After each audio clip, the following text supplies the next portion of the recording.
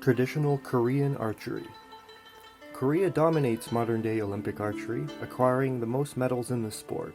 This is no surprise as archery has been practiced in Korea for millennia.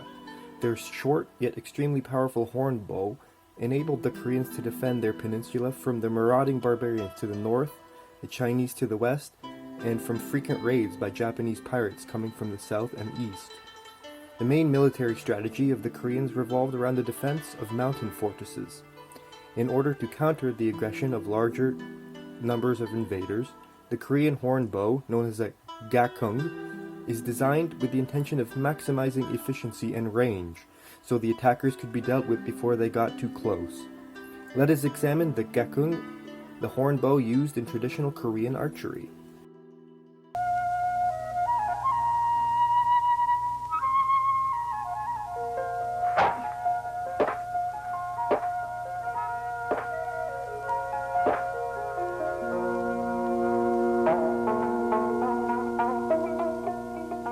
One of Korea's traditional martial arts is archery, imbued with age-old wisdom and the spirit of independence.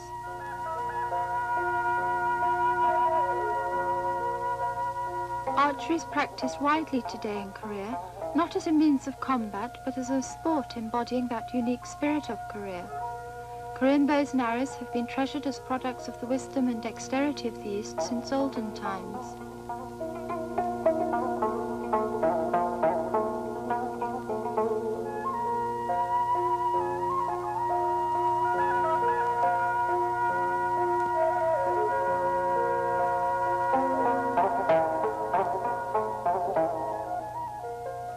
This is a wall painting discovered in a tomb of the Goguryeo kingdom, which lasted from the 1st century BC to the 7th century AD. Koreans were obviously using bows and arrows even then, and the Chinese called Koreans excellent archers of the East. Archery was an indispensable skill required by a military officer at the time.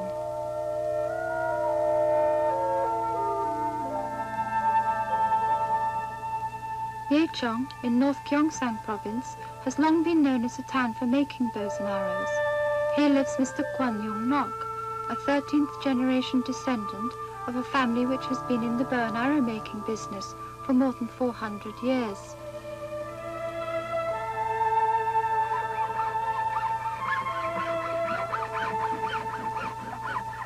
Bow making has been a lifelong trade for Mr. Kwon, who's now over 60 years old. The materials needed for making a Korean bow are bamboo, mulberry wood, oak, cow tendon, and buffalo horn.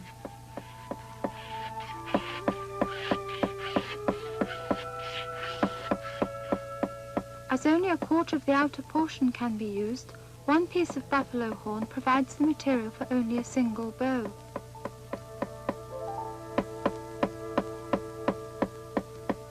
Horn is trimmed to size, about 55 centimeters long and 1 centimeter thick.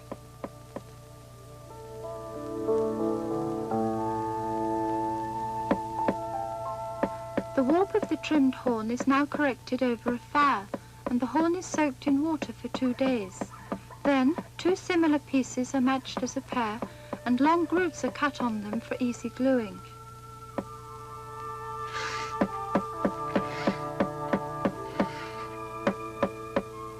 Bamboo is cut roughly to 36 or 37 centimeters in length and 4 centimeters in width. Here again the warp is corrected over a charcoal fire.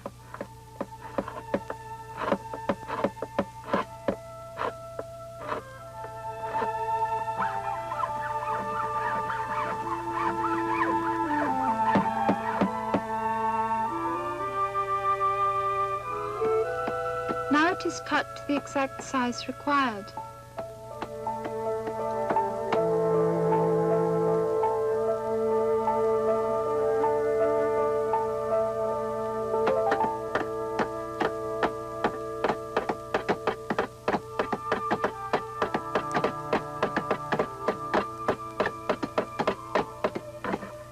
Both ends of the bamboo piece are cut into a V shape, and bamboo is bent into an arc form over a charcoal fire.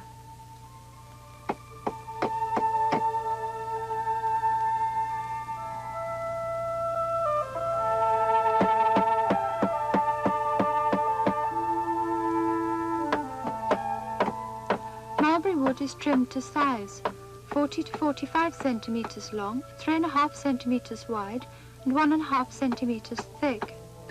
After boiling it in water, it is bent into a circular arc form, bound with a piece of string to keep its shape, and dried in the sun for about a month. Now both ends are shaped into a pinpointed form so that they can be connected to the V-shaped bamboo ends.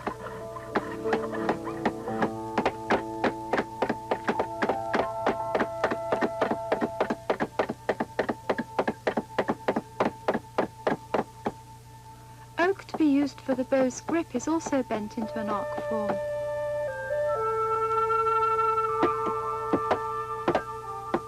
Tendons are dried in the shade, and grease and dirt are removed from them.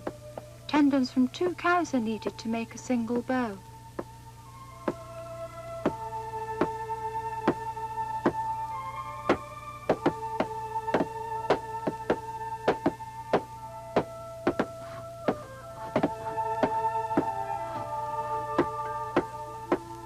Now the tendons are split into small pieces, close to the thickness of a human hair.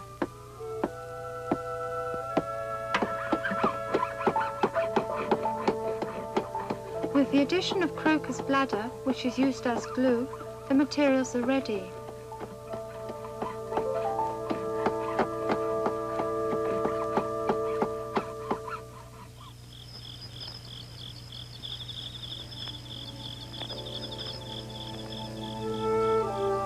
Mr. Kwan likes to work late at night when it's quiet. He's been making bows and arrows since he was 16, and now he's passing on the technique to his eldest son, Ogyu.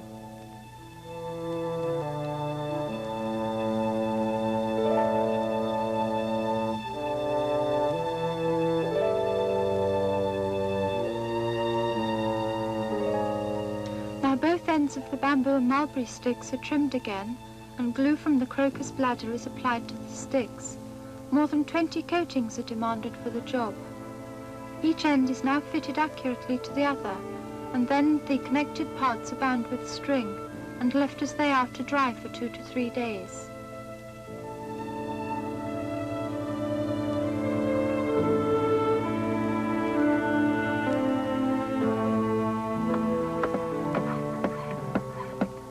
When the glue is dry, the bow maker gets ready for another round of gluing to stick buffalo horn to the bow.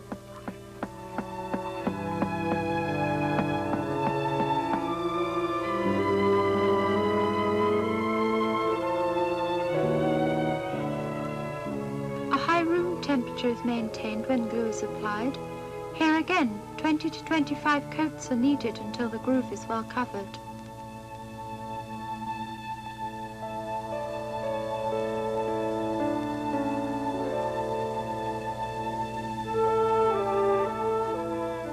Buffalo horn and oak for the grip also need to be glued.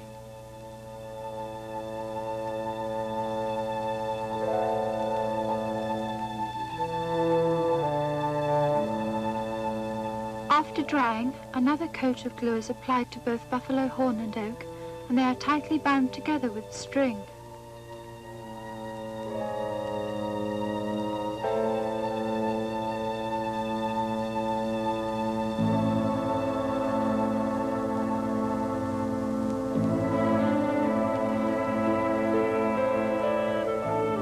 After a while, heat is applied to the joint and it is bound with rope.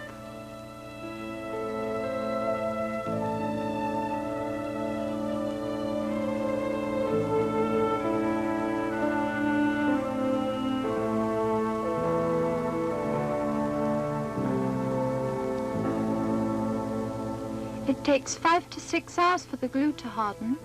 The remaining piece of buffalo horn is also glued to the oak in the same way. The bow is about half finished at this stage.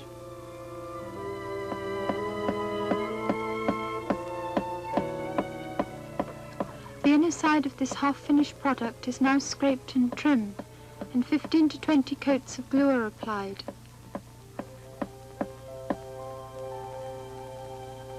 The hardest part of bow making is preparation and application of cow tendons to the bow.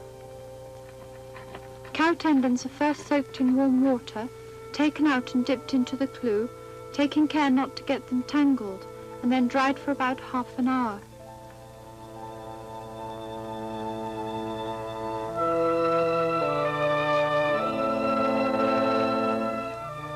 Gluing the tendons proceeds at a room temperature of between 30 and 35 degrees centigrade. Gluing is done with wet hands and then combed so that tangles and bubbles are removed.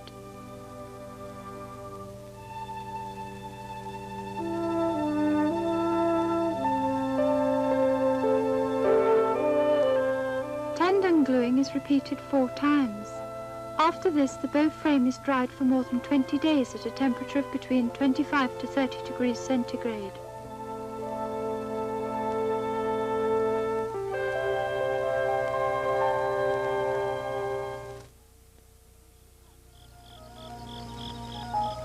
Mr. Kwan tells his son that it is the spirit that counts in bow making. He believes that right mind and right spirit are the essence, as his calligraphic work would say.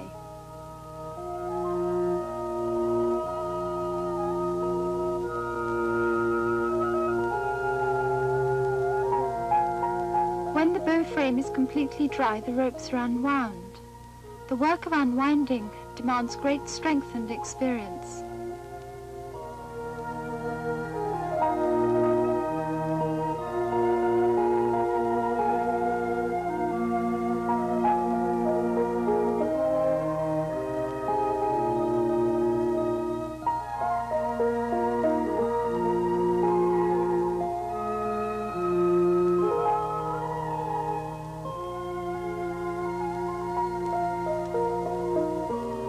The shape of the bow is now corrected by hand, and a piece of string is wound on both ends. Warp, if any, is corrected, and the bow is complete.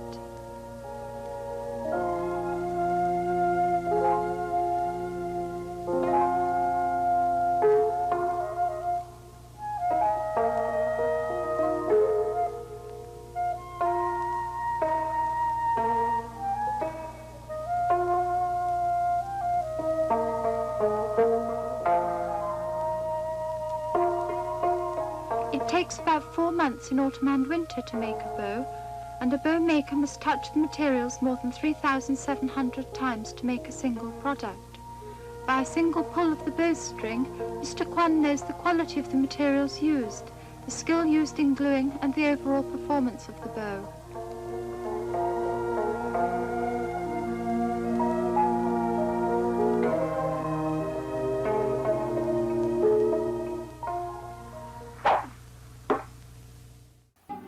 The Gakgung is similar in construction to other Eurasian composite bows, such as the Mongolian and Turkish bows. The core is bamboo, with water buffalo horn joined to the belly. The siyas are usually made from mulberry wood. The bow's varied layers and parts are glued together with a natural adhesive derived from the swim bladders of particular fish. What really sets the Korean bow apart is its geometry. When strung, it is relatively small and unassuming at first glance. But lurking within the bow is raw power and relentless efficiency. Unstringing the bow reveals the extremity of its reflex. The Korean bow nearly forms a circle, with the tips of the siyas nearly touching or overlapping. Due to this extreme reflex, the Gakgung has a long draw, with archers drawing well past the ear. The targets for traditional Korean archery are at a distance of 145 meters or greater. By contrast, modern Olympic distances range from only 30 to 90 meters. The Three Kingdoms. The time from roughly 57 BC to 668 AD was known in Korea as the Three Kingdoms period. 3 competing kingdoms, known as Silla, Baekje, and Goguryeo, battled back and forth for supremacy for many centuries before the kingdom of Silla eventually came to dominate in the 7th century AD, unifying Korea. The Silla employed a warrior class known as the Hwarang, a group of elite male youth heavily influenced by Buddhism. A long history. The practice of archery would have been central to their military training and tactics. Later on, in the 14th century, in what is now called the Choson era, soldiers were chosen through military exams which heavily emphasized archery. If you were a good archer, and you would likely become a military officer and rise in society. Even today, archery is subsidized by the South Korean government to ensure quality recruits to participate in the national sport, which is archery. It comes as no surprise, given the long history of traditional Korean archery, that they dominate the modern sport.